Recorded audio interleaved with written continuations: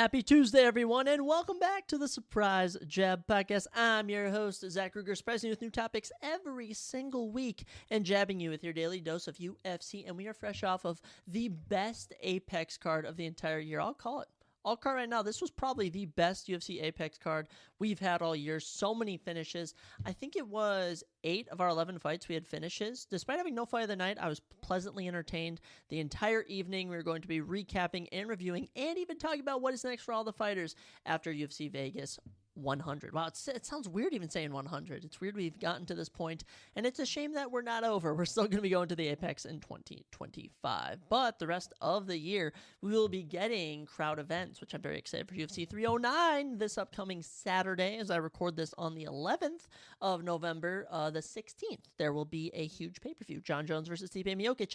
That episode of our predictions will be coming later this week. On today's episode, we will also be looking at Week 10 of the NFL. We had the best fantasy football performance of the entire season so far, and my Minnesota Vikings won. A lot to talk about week number 10. Of course, new UFC news, pop culture, and we will be looking at the final election results for the 2024 United States election. I'm very thankful for the winner, and I will try and do a unbiased review, but I promise, actually, I'm not going to do an unbiased review. I don't care. I'll let my opinions fly around the world. Let's get right on into everything. First off, as always, new UFC news. We've had a couple new fights being announced, very thankfully. The first one, Miles Johns, of course, supposed to be in the co-main event against Cody Garbrandt, unfortunately pulled out. Okay, Cody Garbrandt pulled out, so Miles Johns has a new opponent at featherweight. He takes on the fellow bantamweight, who I actually think is a flyweight, Felipe Lima. What in the world? Miles Johns, 15-2,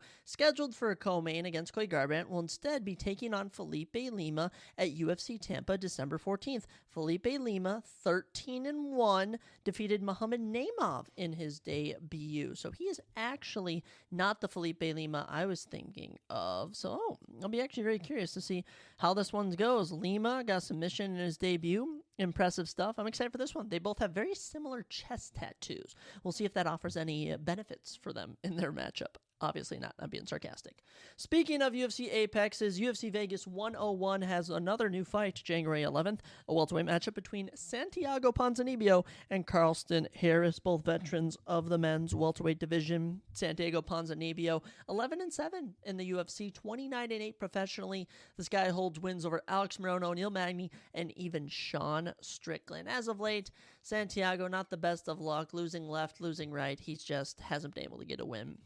Similar situation for Carlston Harris. Carlston Harris, 19-6. He's gone 4-2 in the UFC. Before joining the UFC, he actually held a win over Michel Pereira. That is right, the entertaining middleweight. Also wins over Impa Kansaganon, Jeremiah Wells. He's a decent fighter. I probably lean Carlston Harris in this one, actually, as Santiago Ponzinibbio has just not looked himself. As of late, I am excited for that matchup. Another one on that same card, Nurullo Aliyev takes on Yanal Ashmaz in the lightweight division. Nurullo Aliyev from Tajikistan, 9-0. All right, won his UFC debut against Rafael Alves. He looked very impressive. One of the only, he might even be the only fighter from Tajikistan. When he won, and this was just on a regular Apex card, freaking Tajikistan had a huge watch party on a giant power projector, looked like a freaking movie screen or whatever, and they were going nuts. So Nurullo Aliyev has an entire nation backing him, and Yanal Ashmaz, he hails from Israel. Not a lot of Israeli fighters in the UFC. He holds wins over Sam Patterson and Trevor Peek in the UFC. He's currently 2-1. I'm interested to see that one as well. Another matchup for you. This one, UFC 312, going down February 8th in Sydney, Australia. Light heavyweight matchup as Jimmy the Brute Crute is back in action. 12-4 record, 4-4 in the UFC. This dude has just had the worst luck ever. He has had to fight. I'm trying to think. He's had to fight Jamal Hill. He has had to fight Anthony Smith, Alonzo Menafield. I mean, this dude has been through the ringer, looking to get back in the win column as he takes on Marcin Pracino. Marcin Pracino actually holds a win over Khalil Roundtree Jr., funny enough. 4-6 in the UFC, so not the best record. 17-8 overall, though, much better. He hails from Poland, but you know what? Jimmy Crute, I got to back him in this one, looking to get him back in the win column. I thought he would have beaten Anthony Smith had he not injured his foot. It's unfortunate he was then fed to Jamal Hill, who has insane knockout power. UFC 312 has another matchup, this one at flyweight, between the undefeated 10-0 Japanese fighter Rei Tatsura. Rei Tatsura won his UFC debut over Carlos Hernandez. I love this guy. Reminds me of an even younger... Tatsuro Taira is young. This guy reminds me of an even younger Tatsuro Taira. Japanese MMA coming to take over the UFC. He takes on the Australian Stuart Nicole. Stuart lost his UFC debut this year, but hey, 8-1 overall. Decent fighter. He'll be coming into this one as the hometown boy, as this card is in Sydney, Australia. I got to back Rei Tatsura, though. Okay, Rei Tatsura, his striking looked good. The grappling looked really good. Stuart, I don't know too much about you, but I don't think it's going to be enough. Final one for you that was announced today. Another one for the UFC 312 card. Quinlan Salkiel, I'm sorry if I'm butchering that, an Australian fighter, 25 years old. He'll be making his UFC debut against Anshul Jubilee, one of the only, if the only, Indian fighter in the UFC. He's gone 0-1. You know, he lost his UFC debut in terrible fashion as he was up 2 rounds and gassed in the third and got TKO'd. But Ashel, he's an entertaining fighter. He fought on Dana White's Contender Series. No, he fought on the Road to the UFC, which is like their international matchup. And hey, Quinlan, 7-1. You know, he's another hometown Australian. I love that they are getting local talent. Truly, I love when they get the local talent. It really gets me fired up because you get to see new fighters, and who doesn't love seeing new fighters? But that's all the new UFC fights that we've had officially announced. As for other news, you know, you've had Colby Covington calling out Shavkat Rakhmonov and Jack Della Maddalena. I don't know if Colby's ever going to fight again. I mean, I would love to see Colby versus Shavkat Rakhmonov at UFC 310, as apparently they're still trying to keep Shavkat on that card. But really, I think they're going to go with Kamaru Usman. I think they're going to throw enough money at Usman, enough incentive to give him a title fight. And honestly, let's look at the last people Kamaru Usman has lost to. Looking at how he was able to handle Hamzat versus Robert Whittaker, huge telltale of his abilities. And other than that, 2 losses to Leon Edwards. The second one, you know, it was unfortunate. Got knocked out in the final round in a fight he was winning. The rematch, riddled with fouls. You know, I think he lost that 48-46. But I don't know. I don't know. So I hope Shavkat fights on that card. But Ian Gary's booked. Jack's either fighting Colby Covington or no one. Sean Brady fought 2 recently.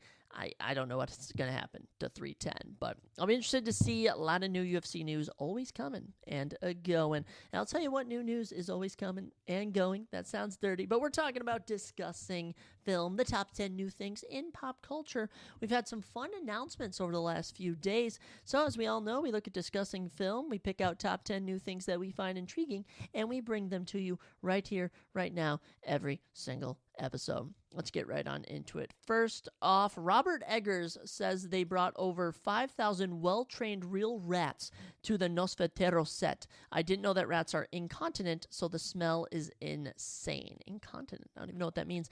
That's disgusting, but yes, this new film called Nosferatu, I don't know if it's a horror, I don't know if it's a thriller, I don't know, a suspense film. I don't know what it is, but the fact that they brought in that many rats, oh my gosh, I hate rats.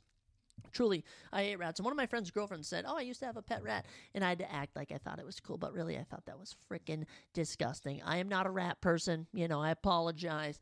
But man, I just don't get 5,000? 5,000? Insane. Absolutely insane. No for me. No for me. I'll tell you that. I am all good. I am all good. Number 2, James Gunn indicates that the first Superman trailer is now ready. It's on my hard drive. He said, James Gunn, I wonder what else is on your hard drive. Just kidding. I'd like to hope James Gunn is a good man. You never know in Hollywood. Superman, the newest Superman. I hope it's different. I hope it gets that James Gunn twist that he always brings to his films. But I mean, how many Supermans are we gonna get? Is this our new main Superman? Whoever this guy is that's gonna play Superman? I don't know. I'll have to see the trailer to give a full judgment, but hey, according to James Gunn, it'll be coming soon. Number 3, Warner Bros. Is selling 10 fully functional but not street legal Tumbler Batmobiles from Christopher Nolan's Dark Knight films. Each is priced at $3 million. I don't even know what that applies to me. Okay, I don't have $3 million to spend on a Batmobile. I wish one day I will. One day I'll have enough money to buy myself a Batmobile, and I'm going to drive it all over the streets. All right, it's going to be absolutely insane. I'm pumped for it. Number 4, Dwayne Johnson says he took on the Smashing Machine for A24 to challenge himself in ways that he could never imagine. He now wants to continue doing movies like this where the material is deeper. It allows me to sink my teeth into something deeper and richer. I actually like this. I definitely like this because, a lot of movies with The Rock now, it's just The Rock is a fighter. The Rock is a superhero. The Rock is a military man. It's never really the character, but with the film he's portraying, I feel like you're actually going to see the character more than you're going to see Dwayne Johnson, The Rock. So I'll be interested to see whenever this trailer comes out. I might see this, I might not, but the transformation from the photos we've seen has looked ridiculous. Hwang Dong-hyuk says money is what convinced him to make Squid Game Season 2. He said, even though the first series was such a huge global success, honestly, I didn't make much. So doing the second series will help compensate me for the success of the first one. I'm glad. I'm glad for that because Squid Game Season 1 was ridiculous. Absolutely ridiculous. I mean, that was such a good show. Every episode ending, you're like, I have to see the next one. I'll be excited to watch the second series, whenever it comes out. I'm here for it. What are we on? Number 6. Number 6, There's been a lot of stuff with the Batman. I know that's been wrapping up. First look at John Cena's return as Peacemaker in Peacemaker Season 2. I was a huge fan of Peacemaker Season 1, big John Cena fan in the first place, and I think Season 2 is going to be just as good, if not even better. I trust what James Gunn is doing with Peacemaker, and hopefully he can transfer John Cena over to whatever you want to call it, the main DCEU, whatever universe they have. I'm here for it. Number 7, Kevin Feige names his 3 favorite MCU moments. Number 1, Tony Stark saying, I am Iron Man. Number 2, Black Panther being revealed for the first time. And number 3, the portal sequence with the Avengers. Honestly, I'm going to be honest, I rock with these. I actually rock with these. Tony Stark saying, I am Iron Man, probably one of the most pivotal moments in the MCU. Kicked it all off, let the world know they're superheroes. Black Panther being revealed, I mean, hey, he was technically the first black superhero, and that did a lot for a lot of kids in this generation. Plus, Chadwick Boseman was an amazing actor. I mean, holy cow, when he got revealed, I was like, who is this guy? This guy's a badass. I've never seen him before.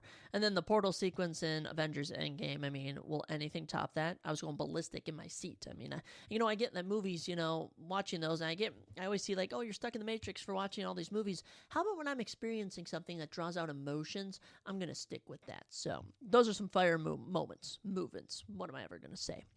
Number 8, major animated sequels releasing in 2026, Shrek 5, Ice Age 6, Toy Story 5, and the Super Mario Bros. Movie 2. Wow. We really just can't come up with any new movies. But I'll be honest, they have been and they all suck. So, Shrek 5, I'm going to see that. Ice Age 6, I don't know. I think every Ice Age movie, I don't want to say it's gotten progressively worse because I think Ice Age 1 is super deep. Ice Age 2 has some interesting themes. Ice Age 3 might be my favorite. I also like Ice Age 4. I think it's when it got to Ice Age 5, it got way too goofy for me. It just got ridiculous. But hey, they're bringing back another Ice Age 6, the original cast. I'm here for it. Shrek 5. I mean, we've been waiting a decade for that. Truly, we've been waiting a decade for that. Toy Story 5, I could do it out. Honestly, Super Mario Bros., that movie surprised me. I actually like that movie. Nothing has been as good as Puss in Boots, though. Puss in Boots, The Last Wish. Amazing. Utterly amazing. Number 9. What can we go with here? I thought there's some other fun stuff. I know they've been releasing trailers for the new Captain America movie, the Thunderbolts movie, a lot of MCU stuff going on right now. And here we are, the final 10. First look at the new tribe in Avatar, Fire and Water. They are nomadic and travel through the air. It is very trippy. I don't know what I'm seeing. It looks very weird, but I'm ready to be transported back to Pandora. Okay, watching those films just does something to me. It's like I'm watching reality. It's like I'm on an alien planet, but yet I have to remember it's all fake. None of it's real. It's really trippy. And James Cameron described the Ash people in Avatar, Fire and Ash as a reflection of the worst side of the Na'vi people. He says we have a lot of anger and a lot of rage in the world we live in right now, and he's going to bring that to life with these people who just want to burn everything to the ground. I'm honestly here for it. It gives me the chills. It gives me the heebie-jeebies, and I always love when people get political. Not really. I'm honestly being sarcastic. I hate when people try and get political. I mean, oh my gosh, we don't need to correlate movies to the real world, all right? I don't need those themes, okay? I don't need those themes. But speaking of the political spectrum, by the way, that was her final one, the last 10 things in pop culture. Speaking of the political world, I mean, if no one was aware, we had a huge election, and I don't know if you want to call it an upset or something, but Donald Trump stood on business. Donald Trump stood on business and utterly dominated the election, winning 312 to 226 in the Electoral College. Overall total votes, it's not fully in, but he's just around 75 million. Kamala's around 71.5 million. So Trump pulling away in both categories. He won, oh my gosh, do I have a state total here? Let's see. Kamala won 1, 2, 3, 4, 5, 6, 7, 8, 9, 10, 11, 12, 13, 14, 15, 16, 17. She won 18 of the 50 states. Donald Trump won 32. I think she won 19, so I think 31 actually. But Trump was just on a roll. You know, he won Wisconsin, he won Pennsylvania, Michigan, Florida, North Carolina, Tennessee, South Carolina, Georgia. I mean, it was ridiculous. It was ridiculous. Of course, Minnesota goes to Kamala. I mean, come on, we're such a Democratic state. But when you look at it, you know, she only won by just over 120,000, okay, which was just not how it's supposed to be. For California, she won by under 3 million. For the Biden election, he won by 7 million. Okay, so we've been seeing a huge swing in a lot of these states. Illinois, it was previously a 2 million lead by Biden when he beat Trump. Kamala only won it by 400,000. So what you're seeing is a red wave. You're truly seeing a red wave. You're seeing people change their minds and kind of go, okay, Democrats are screwing me over. Democrats are absolutely screwing me over, and I'm sick of it. I'm completely sick of it. I know for Minnesota, I mean, out of the entire state, only, I think it is 1, 2, 3, 4, 5, 6, 7, 8. 8 of our 100 counties or something, of 50 counties, voted for Kamala Harris. I mean, the majority of the state went for Trump. Unfortunately, when you look at every single state in the United States, every big city, it's all going Democrat, which is just suspicious to me. I mean, even in Florida, Miami, West Palm Beach, Orlando, Tallahassee, those are all going to Kamala. We go to Texas. Texas is, I think, arguably considered the most red state. It was actually Oklahoma. Every county in Oklahoma voted for Donald Trump. But I mean, El Paso, Dallas, Austin, Houston, it's just ran by these Democrats, and they just continue to get all these votes. It's absolutely insane. One thing I do want to keep in mind, though, is I don't want to divide. I don't want to be left versus right, Democrat versus Republican. I want to unite us all, but just for this short time, because over the last 4 years, all I've had to hear is how much the Republicans suck, how much Trump sucks, how much my views suck, and now it's finally good to get a win. It's finally good to get a win here, and I'm going to relish in it. Let's see, Alaska. What happened in Alaska? Trump got 141,000 votes. Kamala got 103,000. That's just goofy to me that there's under 1 million voting in any state. I mean, what about Montana? Where is Montana?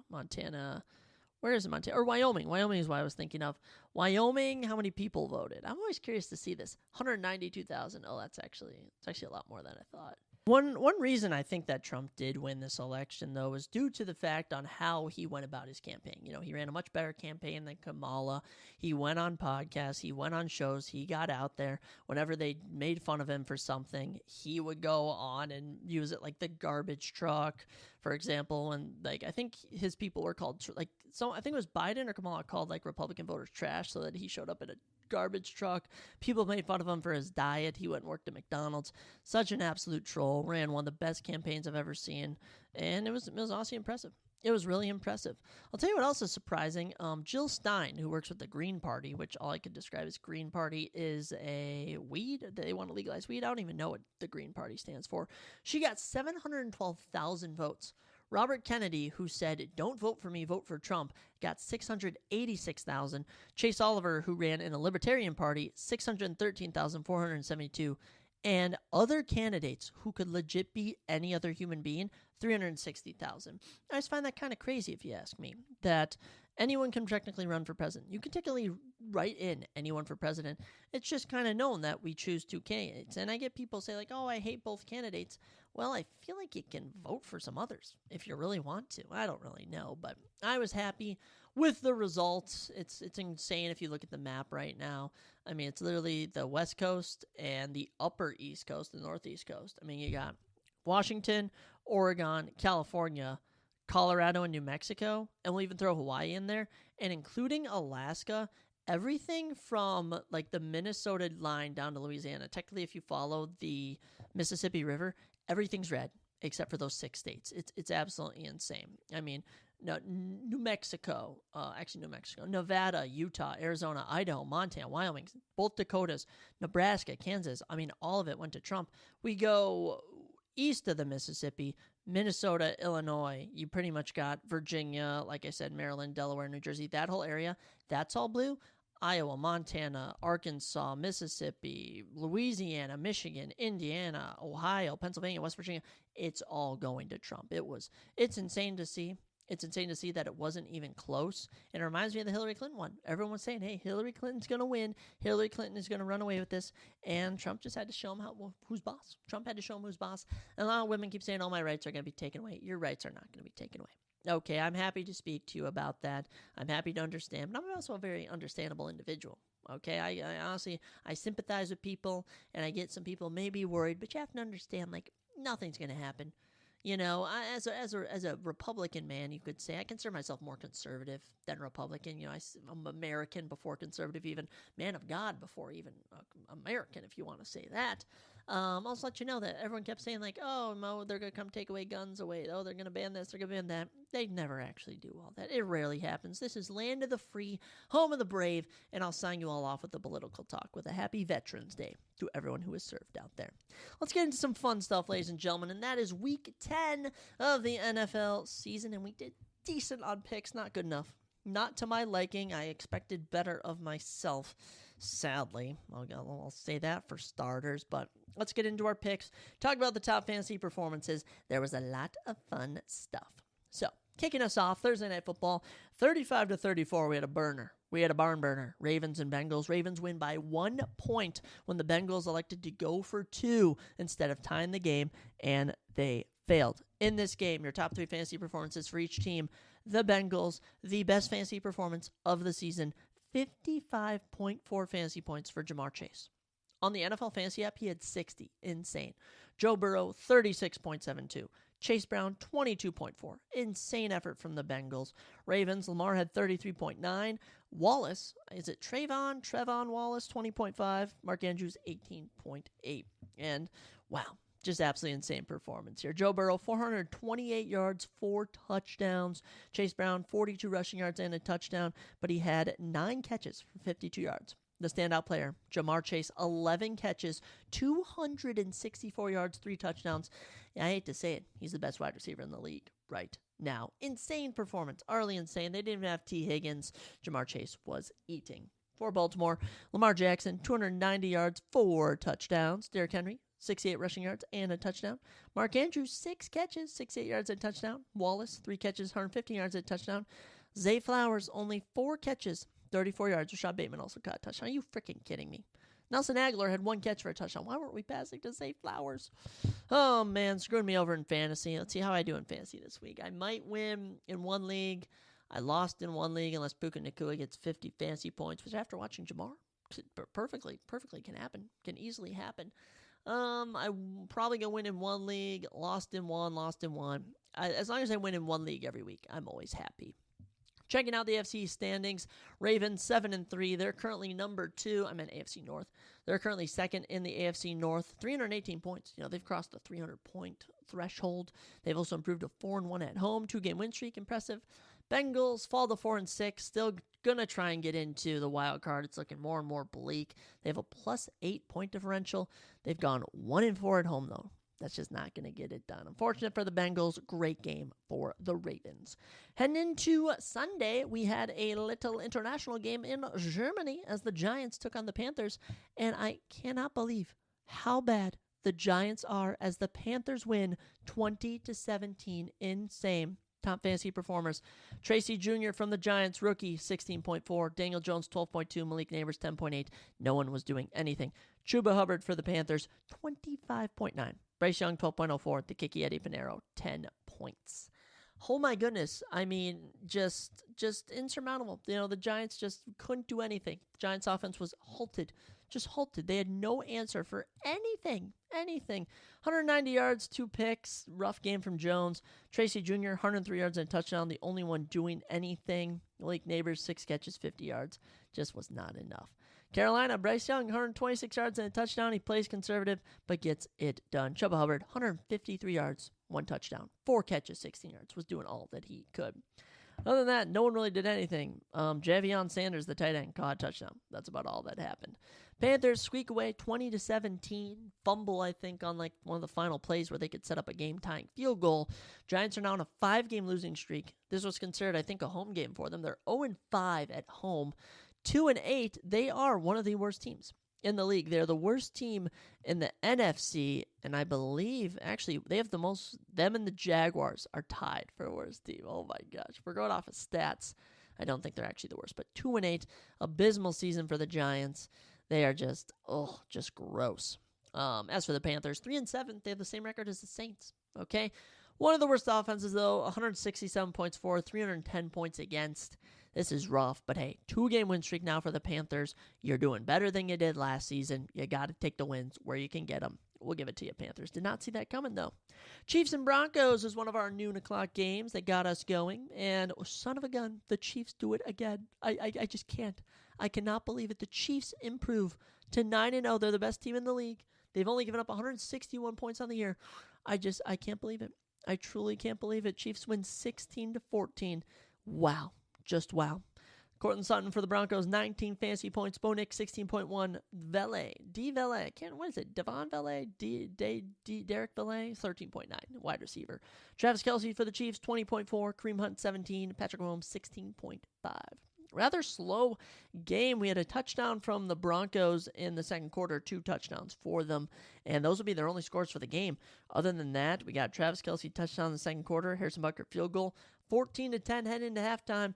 Butker would hit a field goal in the third and a field goal in the fourth, and with a game-winning field goal set up, perfectly makeable, the Chiefs block it.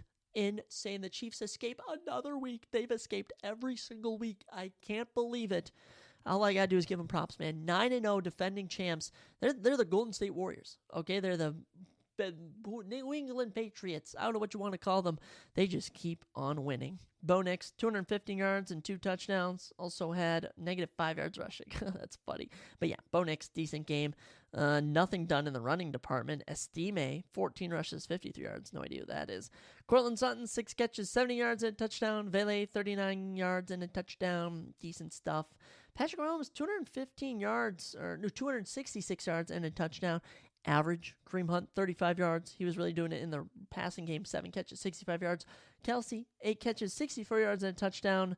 Oddly, DeAndre Hopkins, 4 catches, 56 yards. Not too bad. Chiefs remain as the best team in the league. It's truly insurmountable what they're doing. It's incredible. Broncos, 5-5, sadly on a 2-game losing streak. Tough losses, though. Ravens and Chiefs are 2 of the best teams in the NFL. You know, you still have a plus 20 point differential. 2-2 at home, 3-3 on the road. Broncos just have to hold it together.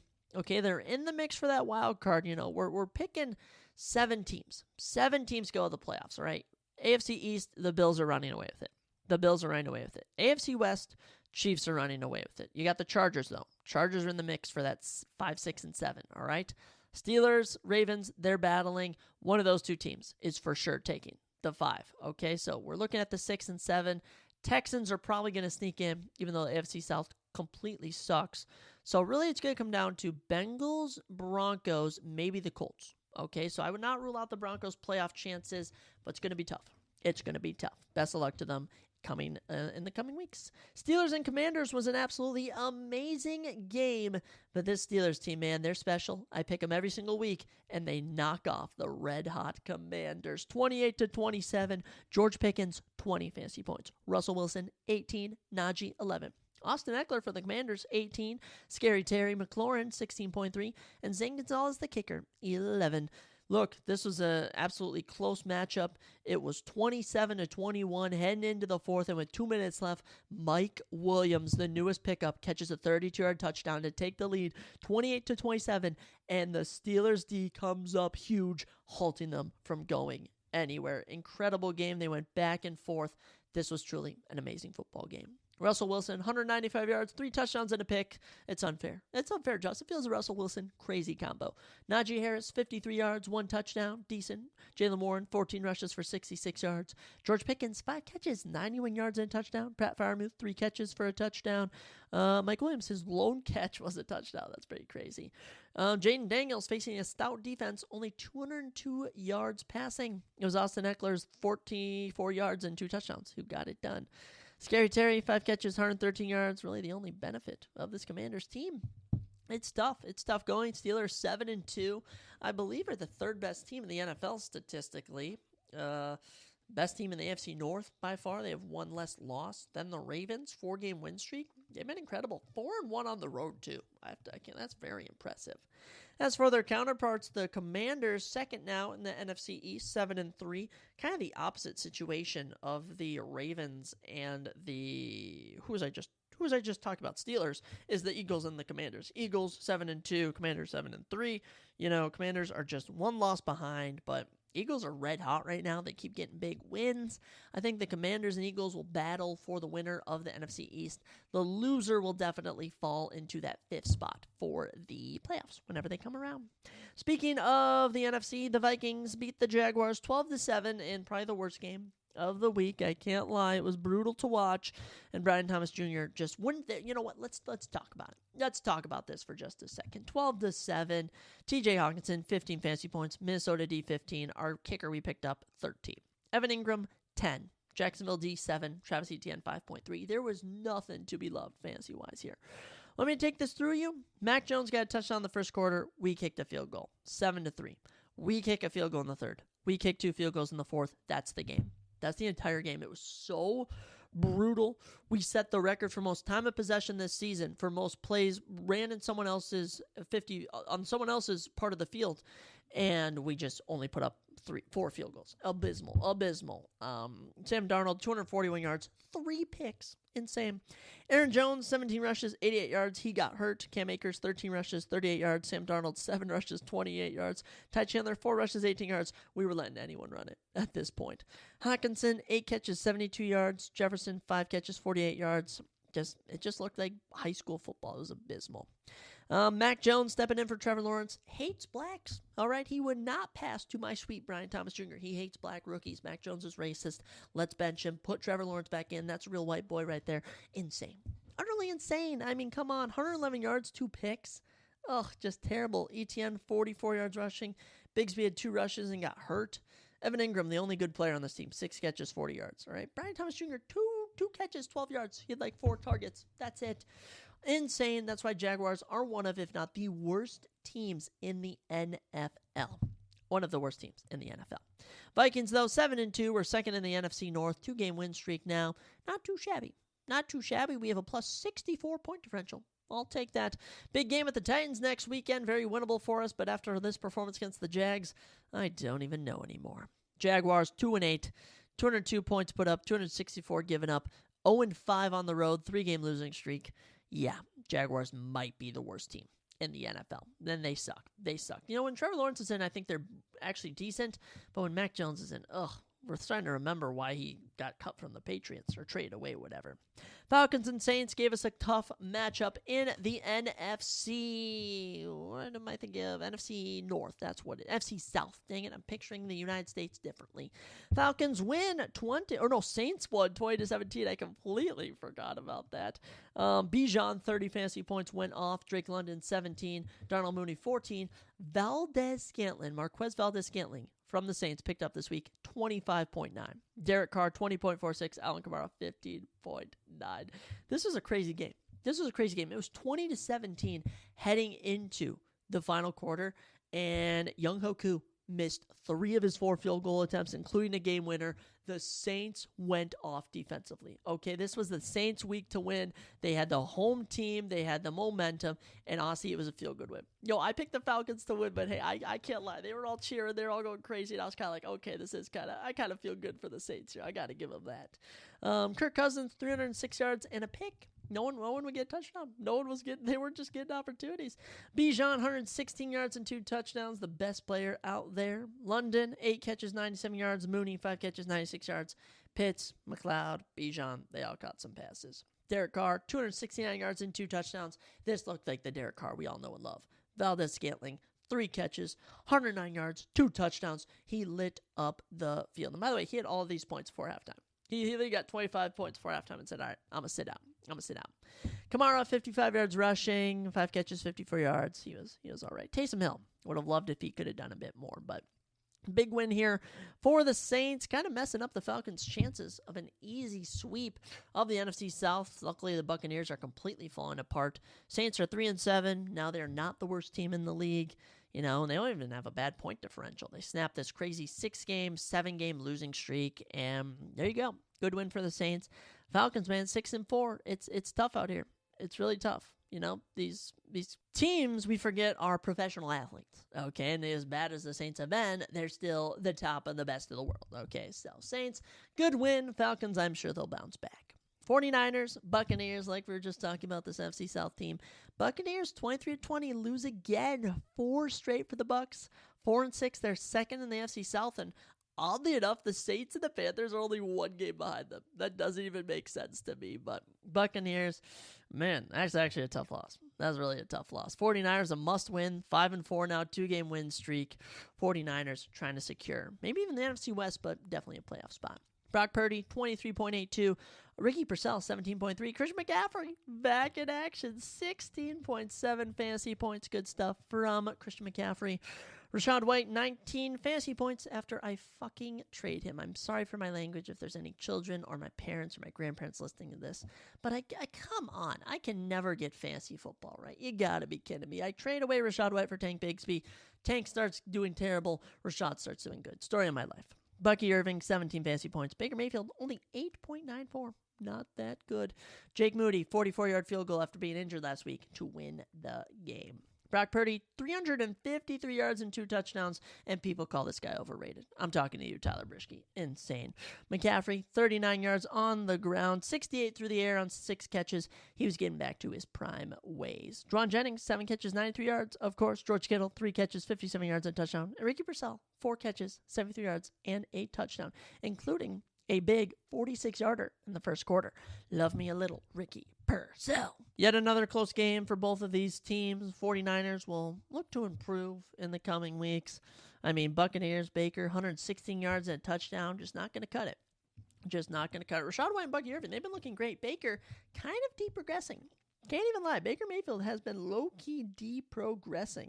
If I could actually look at the current QB rankings, I wonder if he took a dip in the overall standings for score.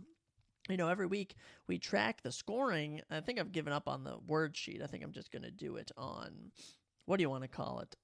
Just looking through the app. But yeah, Baker Mayfield, now the number 3 fantasy QB. Joe Burrow has passed him. Any other changes? Not really any. Geno Smith on a bye dropped out of the top 10. But yeah, Buccaneers, tough losses. Thought they were going to be good in the early part of the season. They've just been playing tough teams. They have a tough schedule, similar to the Bears. It ain't easy out here. No, it ain't. Bills and Colts was the next matchup we had on the docket. And Bills, 30-20. It wasn't easy. Colts gave them a bit of a run for money at times. But at the end of the day, they just weren't going to lose. The Bills just weren't going to lose to this Colts team. Bills, top of the AFC East, 8-2. Okay, 8-2. They're the third best team in the league, second best team in the AFC West. 4-0 at home, 5-game win streak. Yeah, they have a plus 97 point differential. This Bills team is good. James Cook, 15 fantasy points. Buffalo D, 17. Josh Allen, 18. Incredible. Alec Pierce for the Colts, 18.1. Jonathan Taylor, 15.2. Josh Downs, 14.2. Just ain't enough.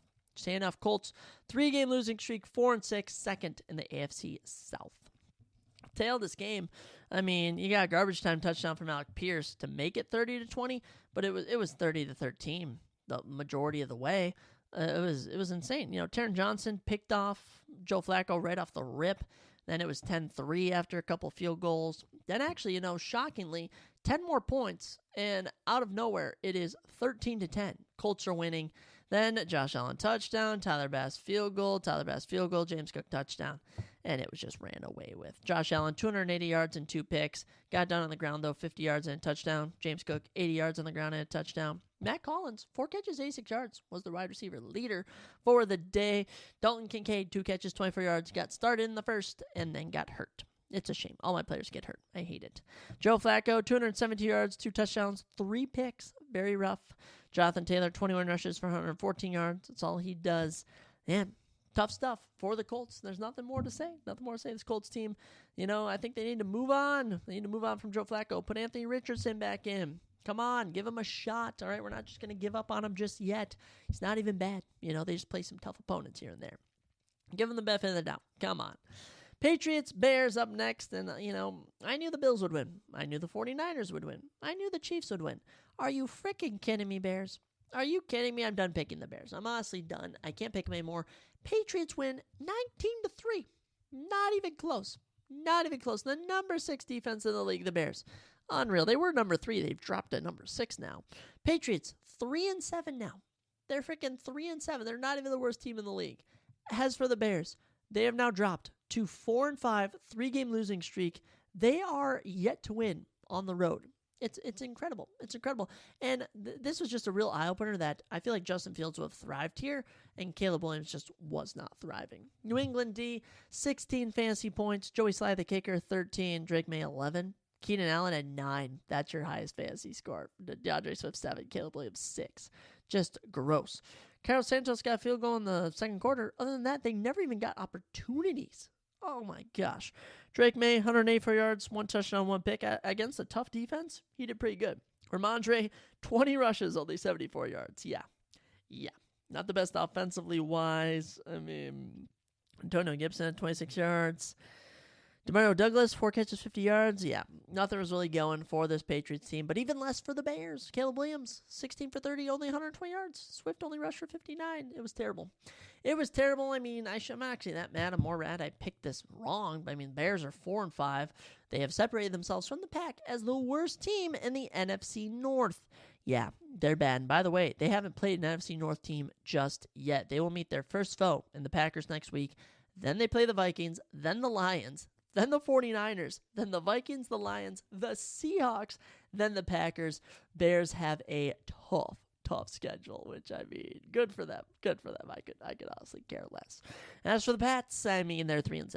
They're going to do anything this year, but you know what? Get some wins. Spoil some other people's chances. Titans and Chargers was another 3:30 matchup, and in terms of the AFC, this was a great win for the Chargers.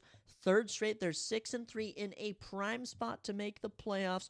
Did decent here. Herbert, 19.76. Quentin Johnson, 10.4. Chargers D had 10.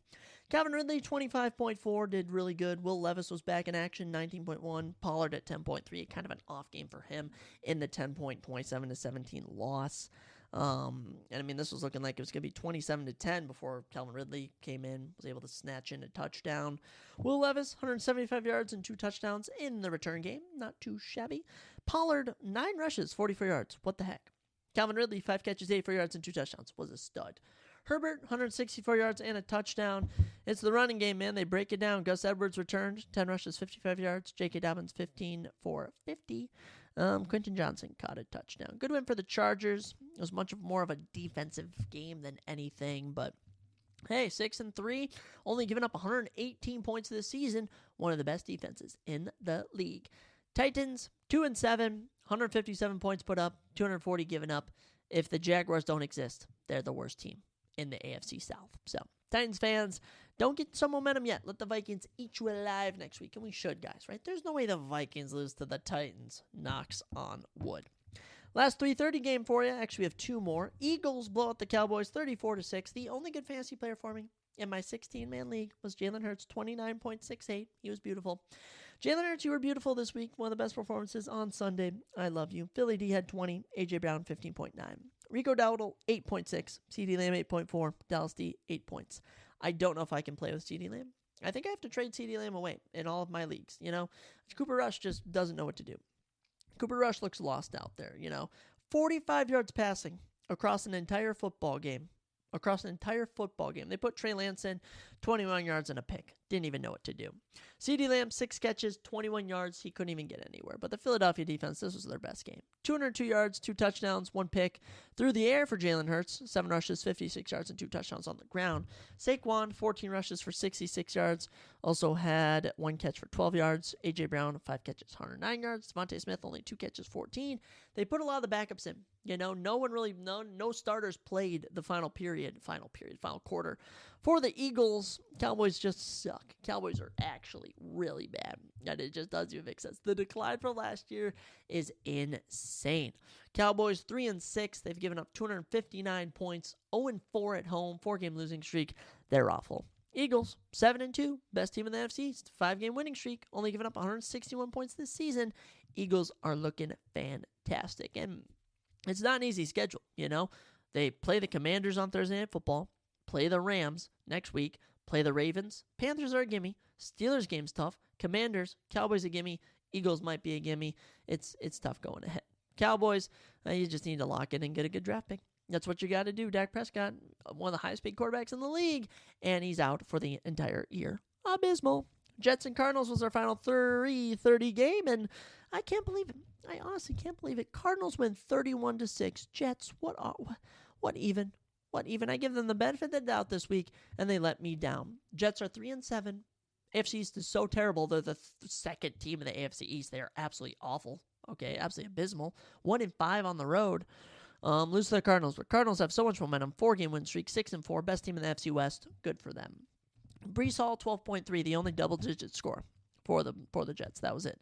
Kyler Murray, 28.74. Hello. James Conner, 22.3. Hello. Marvin Harrison Jr., 16.4. You love to see it. This game went from bad to worse. It was 24-6 heading into halftime.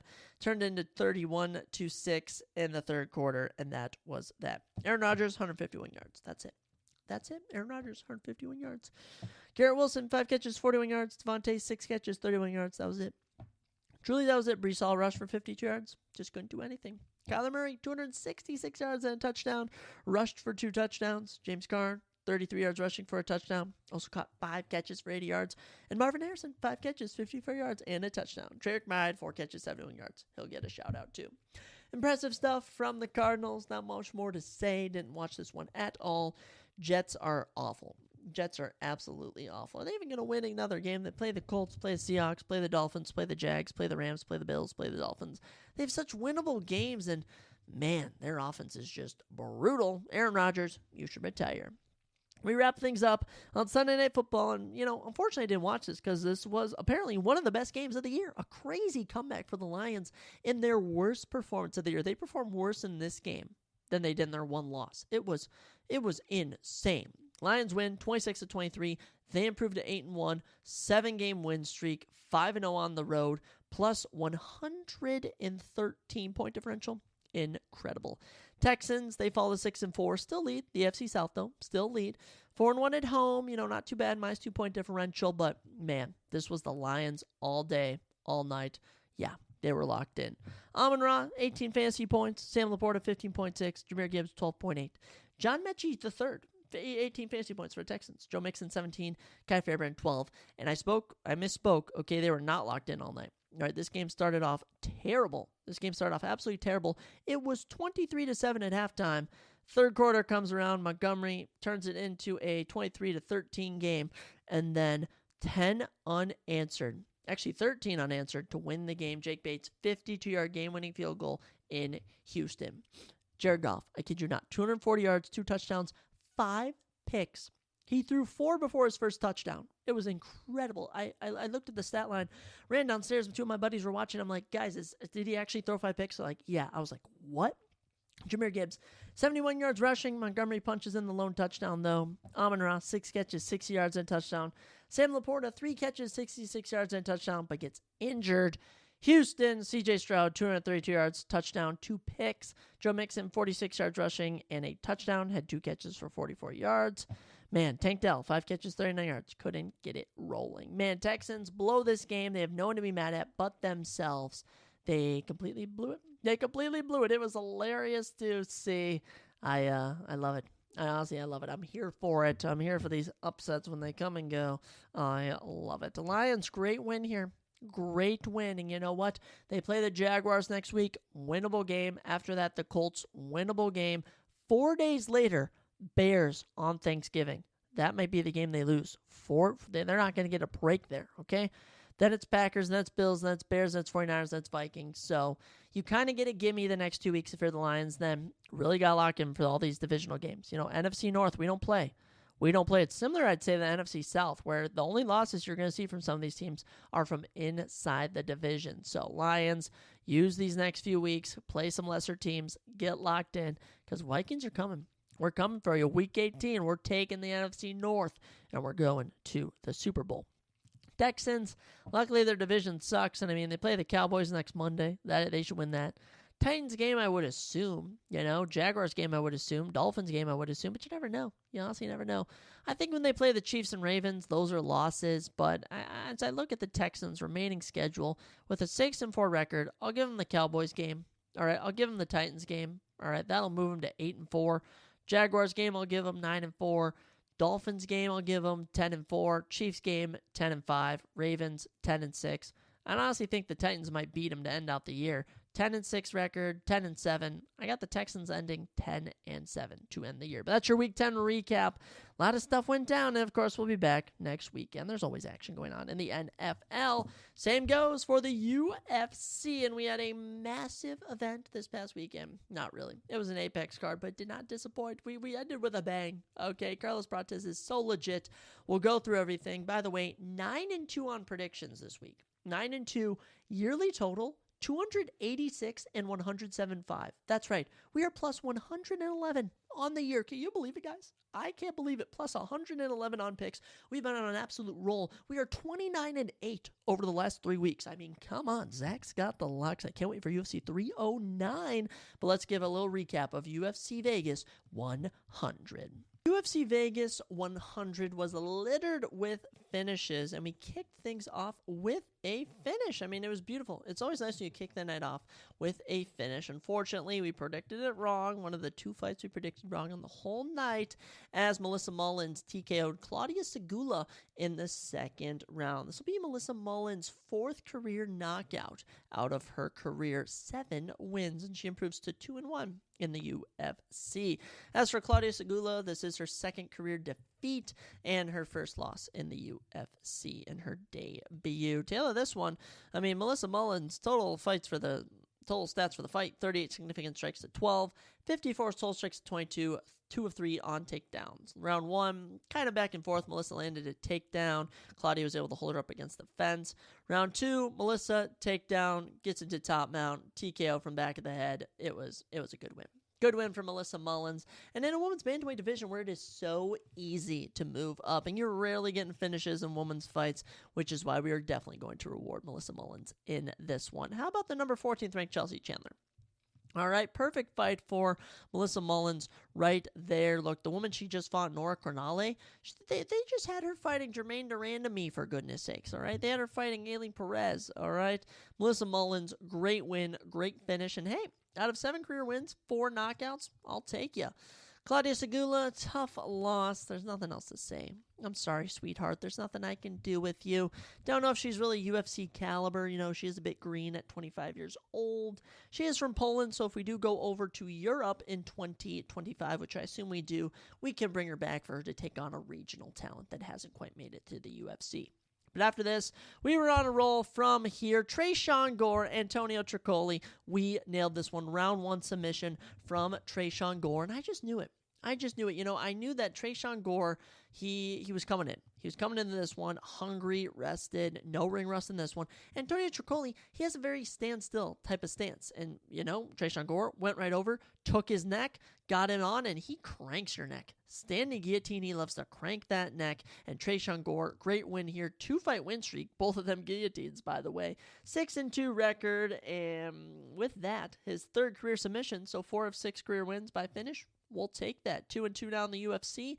Hasn't lost since 2022. Good stuff. Good stuff, Tresean Gore, all around. Antonio Tricoli, he's now 0-2 in the UFC.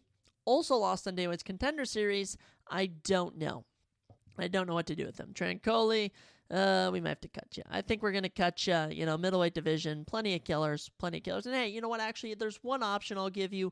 We're going to mention Dusko Todorovic later. Dusko and Antonio Tricoli, if they really want to keep both of those guys, they can fight to see who remains in the UFC. I'll give them that. I will give them, that'll be the benefit of the doubt for those two. But other than that, I'm done with him. Antonio Tricoli just does not look UFC caliber, but Tresean Gore does. Tresean Gore does. Great middleweight win here. I don't know what to do with him, though. I'm going to be honest. I actually have someone in mind for Tresean, but he is 6-2. He's a bit of a green. I like to use the word green, honestly, to describe him. 30 years old. There's a lot of options at middleweight, but I always like to matchmake on the same card, so we'll try and think of some options when we move up into the other fights on the card. Following that, first performance bonus of the night as Damon Blackshear runs through Cody Stamann. This was satisfying to watch. Big fan of Damon Blackshear. Even though I predicted that Montel Jackson would knock him out in his last fight, I knew he would get through to Cody Stamann in this one. I had it in round 2, but he didn't want to wait.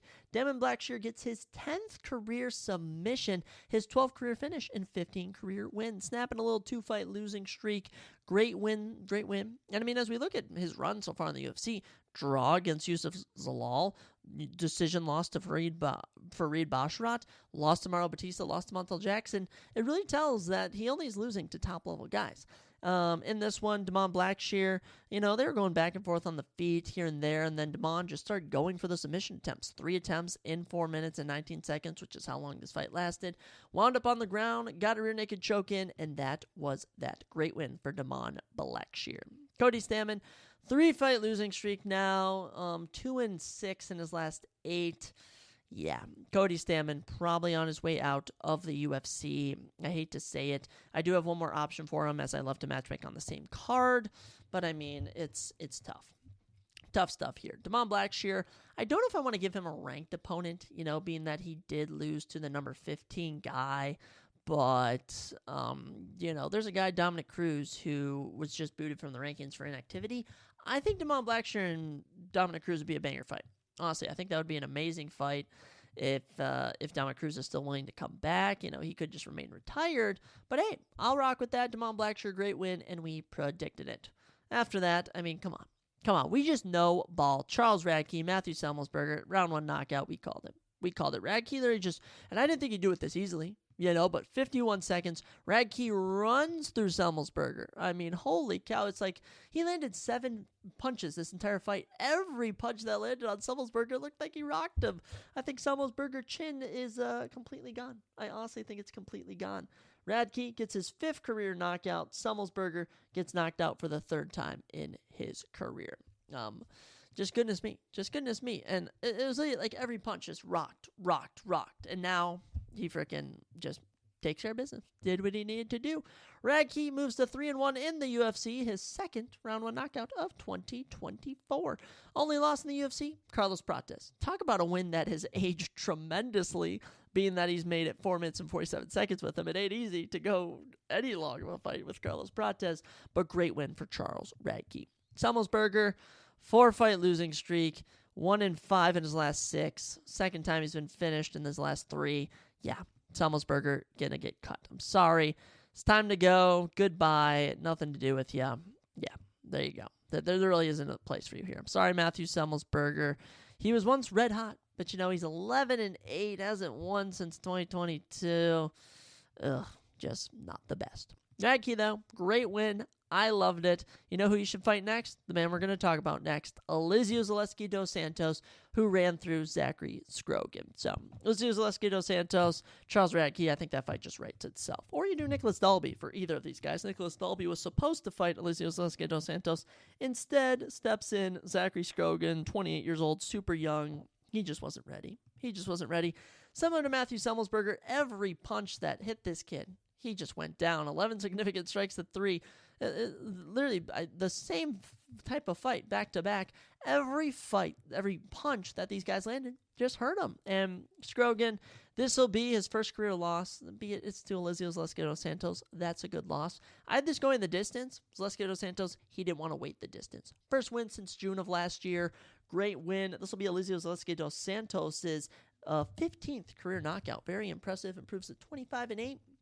You know what? Radke, Dalby, and Dos Santos. I think there's a little triangle there of fights we can make. But, I mean, you could do Zachary Scrogan versus Matthew Semmelsberger. I doubt that. I don't think either of those guys are coming back to the UFC. Scrogan just looked very new, and, you know, it's tough to see. It's tough to see, but Elizeu Zaleski Dos Santos, I was very satisfied, and I kept the picks rolling. Truly, I kept the picks rolling. It was so satisfying. I was loving every minute of it. After that, women's strawweight action as Denise Gomez beats Karolina Kowalski by unanimous decision. She's obviously not ranked, oddly.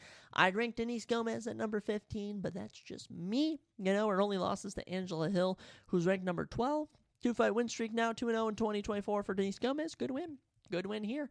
She had some moments in round one where she could have gotten the finish. You know, it was 22-7 significantly in round one. Had some control time on the ground. Round two, much closer. Denise Gomez, 23-13. Round three, the closest round of the fight. Maybe the only round Karolina could have won. 28 significant strikes to 26, but Denise Gomez just had her number. Kept ending up on the back somehow. 5 minutes, 47 seconds control time for Denise Gomez. Karolina, sucks to see. It really does. She's a legend of the game. 2-fight losing streak, though. Probably time for her to start looking towards retirement, if you will. But, hey, I would not rule her out. You know, there's tons of great women's strawweights out there for her to fight. Unfortunately, I just think her UFC run is coming to an end. You know, she's pushing 40. She'll be 40 before she knows it. And I think she's going to be fed to an up-and-comer. But Denise Gomez, look. Tisha Pennington at 15. Luiana Pinheiro, who's probably going to be ranked number 14. I think there's options for Denise Gomez to get her into the UFC ranking. She improves to 10-3. Great win. Karolina sadly falls to 16-9. After that, my favorite debut of the year. All right, this one, honestly not my favorite, but one of my favorites of the year. Mansour Abdul Malik, my favorite fighter to come out of the current season of Dana White's Contender Series, okay? Talk about a guy, you know, this was a recurring theme on this card, where there's just some fighters where you're just landing on them and they're just getting rattled. And Mansour Abdul Malik just had it going. 2-minute, 44-second knockout of Dusko Todorovic earns him the performance bonus. He improves to 7-0, 6 knockouts, 5 of them coming in round number 1. So impressive. So impressed with Mansour in this one, truly. Truly, I was very impressed. Actually, all 7 of his wins by knockout. 6 in round 1. My goodness, I had one fight off. Mansour, you're an absolute killer. An absolute killer. Just ran through Dusko. Dusko now 2-fight losing streak. Dusko's getting cut. Okay, Dusko's getting cut, or they're having Dusko fight Antonio Tricoli. That's what I got there. But Mansour, oh my goodness, vicious, just vicious. I mean, he was caught in a leg lock for a bit of a time. It wasn't actually ever locked in, but I mean, kept landing. 29 significant strikes to 3, 31 total strikes to 3, through 54. I mean, he was just laying it on Dusko. Every time he landed, it was hurting him. And Mansour, great debut, $50K performance bonus. Middleweight, you got a killer. You got a killer here, middleweight. And, you know, Tresean Gore won. All right. Mansour won. You could match them up. But I honestly would love to match either of them up with Gerald Meerschaert, personally. But, I mean, Mansour, great debut. We nailed the round 1 knockout prediction. And we were on fire. After that, Jillian Robertson, Luiana Pinheiro, I mean, she didn't get the finish. Okay, Jillian Robertson ranked 14, beats the number 13th ranked Luiana Pinheiro. She'll be ranked 13th come tomorrow morning. She did get the finish, but just so many attempts. So many attempts. 5 of 17 on takedowns for Jillian. 8 minutes, 13 seconds control time. She had her number. She truly did. Round 1, Jillian, 15-14, very close. She landed 3 takedowns. I think Jillian took round 1. Round 2, Luiana bounced back. 25 significant strikes to 20, defended 5 takedowns, looked good. Round 3, taken down once, 4 minutes, 18 seconds control time, gets 10-8 on every judge's scorecard except 1. Yeah, Jillian Robinson, great win. 3-fight win streak, 3-0 in 2024. Last loss was to the number 10 ranked woman strawweight. Incredible stuff from Jillian Robinson. Truly a career turnaround for her. And imagine coming into your prime. Imagine coming into your prime when you're 39 years old. That's what Jillian Robertson is doing right now. Seasoned, veteran, I've loved it, dominant. Her opponent, Luiana Pinheiro, you know, this is unfortunate. Luiana Pinheiro at one point was on a bit of a run, you know, had a verge of the rankings. Now she's dropped her last 3. You know, like I mentioned, Denise Gomez, someone outside of the rankings, I think is who should be next for her. But yeah, Jillian, great win. Luiana, 3-fight losing streak, very tough. Yeah, Yeah. Let's matchmake here. Jillian, she's going to be ranked number 13. Luiana, 14. I think Luiana Pinheiro versus DC Gomez. That's the fight you make. As for Jillian, her last loss, was to Tabitha Ritchie. Number 11, Lupi Godinez. She's coming off a loss. I like the number 11, Lupi Godinez. I like Marina Rodriguez at 9. Amanda Hebus at 8. There's a lot of options. Someone above her. Great stuff from all these women. Jillian Robertson, keeping us a-moving. After that, we got into the second fight we incorrectly predicted as Gaston Bolanos beats Cortavius Ramos by unanimous decision. I actually didn't think he did until I saw the final stats, but good win for Bolanos. Needed this one. He good win. 30-27, 30-27, 30-26. Totals from the fight, 53 significant strikes to 17, 80 total strikes to 30, both in favor of Gaston. 2 of 2 on takedowns, 4.5 minutes of control time for Gaston. 4 of 6 on takedowns for Cortavius, 6 minutes, 13 seconds. I had round 1 going to Cortavius. I guess I shouldn't have. I had round 2 going to Cortavius. I guess I shouldn't have. I had round 3 going to Cortavius. I guess I watched a different fight. Maybe I was biased because I picked him, but I honestly felt that Gaston wasn't doing the most damage on the feet. The only reason Cortavius was bleeding was because of the headbutt. And other than that, I thought his grappling looked good, but I guess not. The Topiro lookalike Gaston improves to 8-4 and gets his second UFC win. 2-1 now. Good stuff. Gaston will remain in the UFC. As for Cortavius, tough loss here, but he'll bounce back. They'll give him another opportunity at bantamweight. How about Cody Stamann for Gaston Bolanos? That's an easy match to make there. Cortavius, I say he takes on another up-and-comer. Maybe even Cortavius versus Raul Rosas Jr. That would be a fun fight. I can get behind that. Cortavius Ramos versus Raul Rosas Jr. Or you could even do Gaston versus Raul Rosas Jr. A lot of options there. Mid-fight. Probably the worst fight of the evening. But after that, bangers. 2 bangers. The co-main event. Rainer De Ritter, the former one championship, double champion, middleweight and light heavyweight, coming down here to middleweight, and proving himself. Gerald did not make it easy. Gerald Meerschaert did not make this one easy. And Rainer De Ritter powers through and proves to 18-2 with a round 3 submission, getting his 13th career submission, 16 of his 18 wins by finish. 2-fight win streak now. Great win for Rainer. Round 1, 2 of 6 on takedowns for Rainer, but Gerald was honestly getting the better of the exchanges. Then with 5 seconds left, drops Gerald, just about damn near knocks him out with a second left. The fight, ref jumps in, stops it. Gerald gets back to his feet, comes back, ready to go, wins round 2. 2 of 6 on takedowns for Rainer, but 2 minutes, 25 seconds for Gerald. Outstruck him 9-5 significantly. Good stuff.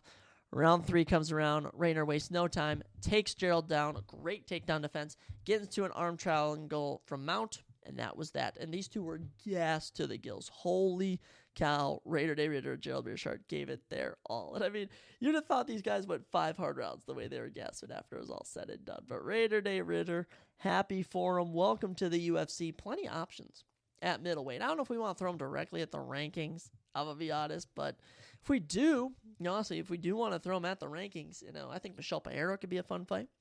I think Jack Hermanson, if you want to throw him in the rankings, there's a lot of options there. Chris Curtis, Roman Kopilov, the winner of that. If we want to test him with a grappler, Anthony Hernandez, he's probably fighting upwards, but great win for Rainer. Gerald Meerschaert, the ultimate gatekeeper in the UFC, is insane. That was his 13th career finish of 18 losses. So out of his 18 losses, he's been finished 13 times. Snapping a 2-fight losing streak, but Gerald Meerschaert lived by the sword, die by the sword. Since 2020, he's only ever gone the distance twice. Dude truly is just ride or die. I absolutely love that about him. Rainer, excited to see what he brings in the UFC. He's no spring chicken. He's 34, but there's still time. There's still time for him. I think we need to slowly work him in. I mean, I'm thinking Abus Magomedov could be another great matchup for him. Nursultan Ruzaboyev if he fights at middleweight. We'll see what happens. But Rainer De Ritter, welcome to the UFC. Great debut. Great win over Gerald Meerschaert. And by the way, we nailed the submission from Rainer De Ritter in round number 3. How about that? And then the main event. This one, my favorite prediction that I nailed on the evening. Carlos Prates, Neil Magny. Holy cow. Holy cow. What I saw from Carlos Prates in this one was insane. Just utterly insane. Carlos Prates, he improves to 21-6, okay? Out of those 21 wins, 16 knockouts, 3 submissions. He gets one here. All right, his best knockout of his UFC run so far, and he's Rookie of the Year. He is the what do you want to call it? Incoming fighter, debut fighter of the year. I mean, 4-0, all knockouts, all performance bonuses. Only one went to round 2. Oh my gosh, he's insane. He is truly insane. Carlos Prates is a generational talent here, and the fighting nerds are taking over. He's going to be ranked number 15th. I'd even rank him number 14 or 13 come Monday. Holy cow, come Tuesday, I should better say.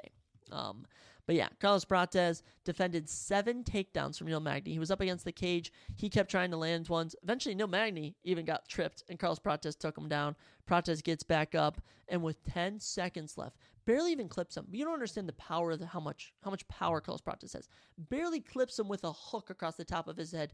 Neil Magny is face planted. You think the Santiago Ponzinibbio knockout of Neil Magny is good? Go watch this one of the Carlos Prates fight. Oh my goodness. Carlos Prates, Kyle Barallo, Gene Silva, Mauricio Ruffi, they're coming to take over the fighting nerds. One of the best upcoming gyms in MMA. Carlos Prates, amazing. I loved it. I loved every single ounce of it. And Neil Magny, now of his 13 career losses, finished 10 times. That's absolutely crazy. And, Neil Magny, you got to be good to beat him. You really do. And clearly, Carlos Prates is just that good. I love this. Truly, I love this. Great win for Carlos. The sky is looking upwards. I mean, he called out Jeff Neal. Make that fight. He also called out Jack Della Maddalena. I think even he realized, he was like, that'd be a great fight, but I'm not getting that fight. So he called out Jeff Neal. That's the fight to make. Jeff Neal, Carlos Prates, throw it as the co-main, throw it as a main event, do whatever you want with it. Make that fight, okay? I mean, MVP, he's not going to MVP. Luque, barely making it 2 minutes with him, okay? Jeff Neal is a true striking challenge for Carlos Prates. I'm here for that. Neil Magny, he's going to be taking on an unranked man coming up next. I don't know who. There's plenty of comers.